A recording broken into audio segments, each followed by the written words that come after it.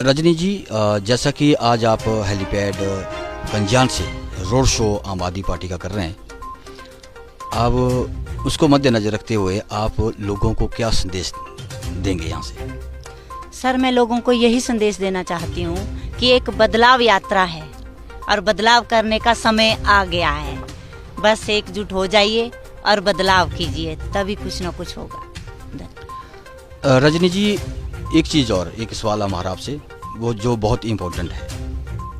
अगर आप सत्ता में आते हैं बोरी विधानसभा के अंदर, तो दिल्ली मॉडल जैसे बनाया गया है या कार्य चल रहा है या हो रहा है, तो क्या आप हिमाचल प्रदेश में भी वो मॉडल शुरू करेंगे? आपके केजरीवाल जी उसके लिए क्या करेंगे?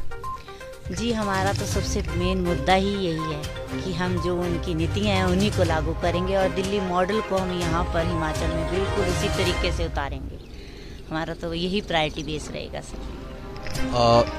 जैसा कि हम देख रहे हैं कि हिमाचल प्रदेश के अंदर पानी को लेके, सड़कों को लेके, स्कूलों को लेके, शिक्षा को लेके इस तरह के काम काफ़ी हुए भी हैं।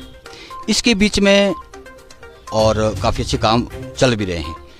इसके बीच में कोई ऐसा काम जो दबा पड़ा है या पूरी तरह से सामने नहीं आ पा रहा है, जिस पे आपको फोकस करना चाहिए, इस तरह का कार्य आपको सामने नज़र आता है? जैसे कि आपने पशुओं के बारे में बताया, बहुत अच्छा आपने एक मुद्दा रखा है अपना, वो सराहनीय है।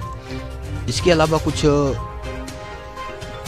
जैसा कि सड़कें बन चुकी हैं, रोड बन चुकी, अपनी शिक्षा के क्षेत्र में भी काफ़ी तरक्की है, और पानी की जो भी आपने देखा, जल योजना का जो एक प्रावधान था सरकार की तरफ से, वो भी एक अपने में एक स्तंभ था। इसके अलावा मुझे बताएंगी कि कोई ऐसी चीज़ें अभी दबी है जो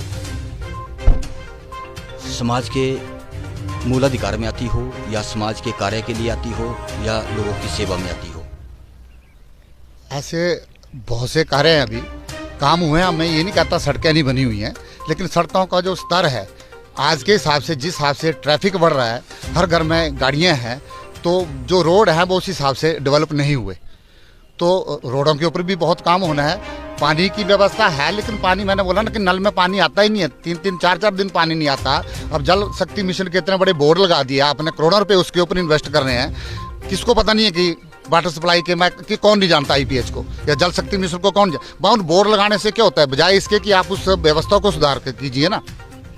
प्राइवेट स्कूल भी कुछ नहीं आज, रिजल्ट प्राइवेट स्कूलों का पीछे हो गया और सरकारी स्कूलों का रिजल्ट आगे आ गया। हमारे जो टीचर है वहाँ पे, वो डेवलप्ड कंट्रियों के अंदर जाके उनको ट्रेनिंग दी जा रही है, जहाँ पे शिक्षा व्यवस्था चाहिए वहाँ पे ट्रेन किए जा रहे हैं। तो क्या हिमाचल के टीचरों को ट्रेन नहीं किया जा सकता? क्या यहाँ की शिक्षा व्यवस्था, बट क्या है कि यहाँ पे जो है व्यापार चला हुआ है, मनमानी फीसें ले रहे हैं प्राइवेट स्कूल, और इनमें कहीं ना कहीं नेताओं की मिली भगत है। कई जगह तो इनके शेयर हैं नेताओं के स्कूलों के अंदर। तो ये चाहते ही नहीं है कि ये हमारा जो गवर्नमेंट का जो स्कूलों की व्यवस्था है ये सुधरे, क्योंकि वहाँ से इन्होंने इसको बिजनेस बना रखा है। तो मैं ये, मेरा कहना का मतलब ये है कि आप सरकारी स्कूलों को ठीक कीजिए ना, कि गरीब का बच्चा जो है वो नहीं पढ़ सकता उस इतने महंगे स्कूल में, तो वो कहाँ जाएगा?